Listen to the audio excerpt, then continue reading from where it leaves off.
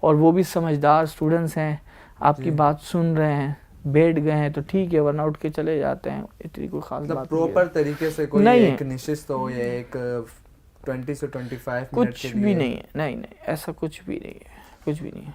اب یہ بھی بتائیں کہ عصری تعلیم اور دینی بنیادی جو تعلیم ہے، مطلب آپ کا اسٹرکچر، پھر پیپر کے اندر کیسے پیپر لیتے ہیں، چٹنگ نقل ہے نہیں، دینی تعلیم کا بھی اور عصری تعلیم دونوں کا بتائیں تھوڑا وضاحت. اس میں اگر آپ اسٹرکچرز کے بارے میں پوچھ رہے ہیں تو میں یہ کہوں گا کہ دونوں کے اپنے الگ الگ اسٹرکچرز ہیں، ٹھیک ہے. اور اسی طرح اگر آپ حفظ سیکشن میں جاتے ہیں تو حفظ سیکشن کا الگ اسٹرکچر آتا ہے، چونکہ آپ کی عصری تعلیم میں اس میں آپ کلاس وائز لیتے ہیں، پھر اور ٹرمز آپ کے آ جاتے ہیں، first term, second term, third term, پھر آپ کا منتھ وائز ٹیسٹ ہونا شروع ہو جاتا ہے، اسسمنٹ ہوتے ہیں آپ کے منتھلی ٹیسٹ جس کو آپ کہہ لیں، ٹھیک ہے، ویکلی ٹیسٹ کہہ لیں.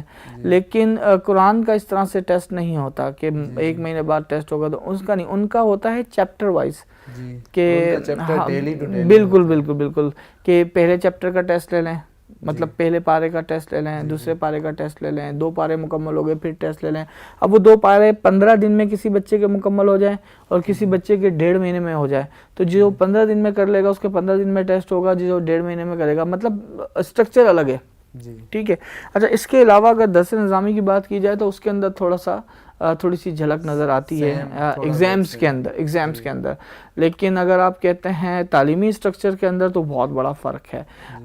اس میں یہ ہوتا ہے کہ جو عصری تعلیم ہے وہ آپ کو بلاتی ہے صبح اسکول، بچے صبح اسکول جاتے ہیں، صبح سے لے کر 1 بجے تک اسکول پڑھتے ہیں، جس میں اس کے بعد پھر وہ گھر چلے جاتے ہیں، والدین ان کو لے کے بیٹھتے ہیں، پھر اس کے بعد شام میں وہ کوچنگ جاتے ہیں، واپس آتے ہیں، ٹیوشن وغیرہ جاتے ہیں، پھر واپس آتے ہیں، پھر پڑھتے ہیں.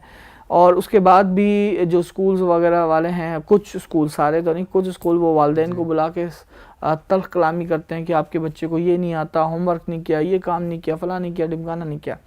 مدارس کے اندر یہ طریقہ کار نہیں ہے، مدارس کا ایک الگ ہی نظام ہے. میں نے پچھلے پروگرام میں بھی کہا تھا، کیا نام ہے کہ مدارس جو ہیں وہ اپنے بچوں کو ایک ماں کی طرح پالتے ہیں.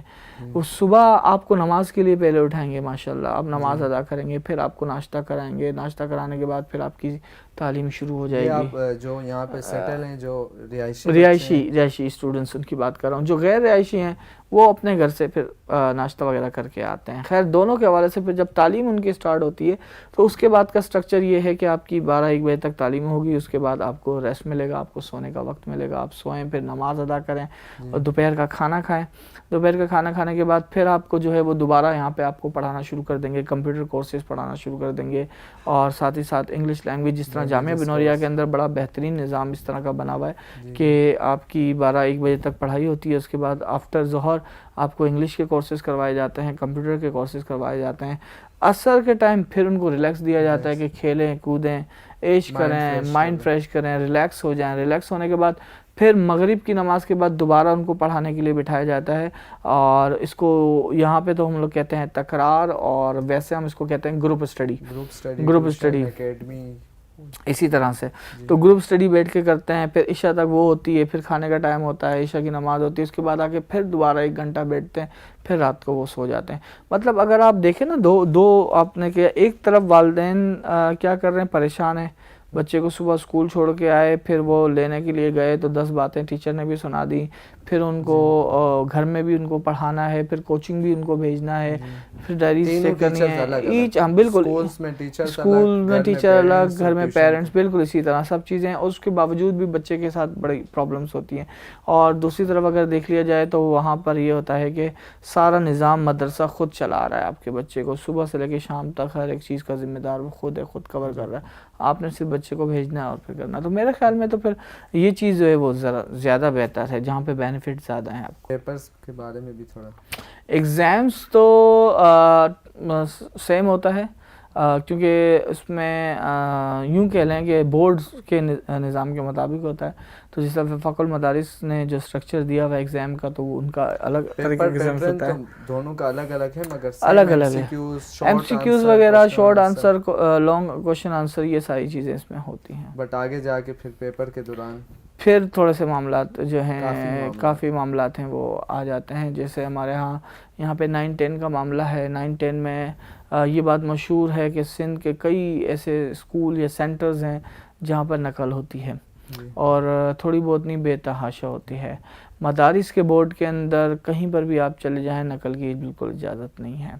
اور اس طرح سے یہ بھی کہا جاتا ہے کہ جب کوئی نقل وغیرہ کر رہا ہوتا ہے تو وہ رشوت کے طور پہ چائے والے کو، پانی پلانے والے کو یا کسی اور خادم کو کچھ پیسے دے کے اپنے کام نکلوا دیتا ہے. مدارس کے بورڈ میں ایسا بالکل نہیں. میں نے اپنی آنکھوں سے دیکھا. ایک دونوں جگہوں کے آپ عینی شاہد ہیں؟ بالکل میں عینی شاہد ہوں. اگر میں یہ کہوں کہ ایک جگہ میں بورڈ میں ڈیوٹی دے رہا تھا تو ایک کلاس میں کھڑا ہوا تھا تو اسٹوڈنٹس نے کر رہے تھے تو میں نے ان کو روک دیا. دوبارہ انہوں نے بولا کہ آپ جانتے نہیں ہم کون ہیں. میں نے کہا آپ اسٹوڈنٹ ہیں. میں یہ جانتا ہوں، بیٹھ جائیں. اچھا پھر میرے پاس ایک استاد آیا، انہوں نے بولا بھائی تھوڑا سا ہلکا ہاتھ رکھے. میں نے کہا بھائی میں تو نہیں رکھتا، ناجائز ہے یہ، مجھے نہیں سمجھ میں آتا.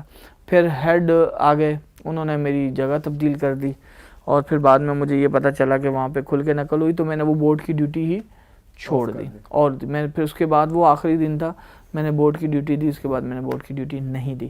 یہ میں خود گواہ ہوں اس چیز کا. اور مدرسے کا بھی میں خود گواہ ہوں کہ ایک سینٹر میں ڈیوٹی دے رہا تھا تو وہاں بچے کے پاس سے نقل پکڑی گئی. اس بچے کا اخراج کر دیا گیا، مطلب اس کو ٹرمینیٹ کر دیا گیا. اس کو پیپر سے آؤٹ کیا؟ نہیں، انسٹیٹیوٹ سے آؤٹ کر دیا اس کو.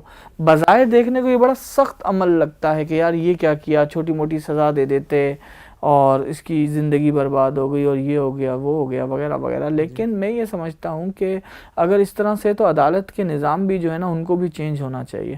چوری کرنے والے کو سزا جو ہے نا وہ تھوڑی سی ایک دفعہ معاف کر دیں. اگر کوئی قتل کرتا ہے تو غصے میں کیا ہوگا بیچارے نے، اس کو بھی معاف کر دیں. ٹھیک ہے، رشوت بھی اگر کوئی دے رہا ہے تو بیچارہ مجبوری سے ہی دے رہا ہوگا. ٹھیک ہے نا، خوشی خوشی تو کوئی اپنے پیسے جیب سے نکال کے نہیں دیتا نا. تو وہ بھی مجبوری سے. اگر آپ مجبوری کو دیکھ رہے ہیں یا کم عقلی کو دیکھ رہے ہیں یا نادانی کو دیکھ رہے ہیں تو پھر جتنے بھی قانون ہیں وہ سارے کے سارے پھر ختم ہو جانے چاہیے. دوسرا جو عکس مجھے نظر آتا ہے اس کا وہ یہ ہے کہ اگر آپ ایک کے ساتھ تھوڑی سختی کرتے ہیں تو باقی پوری ٹیم آپ کی نرم پڑ جاتی ہے.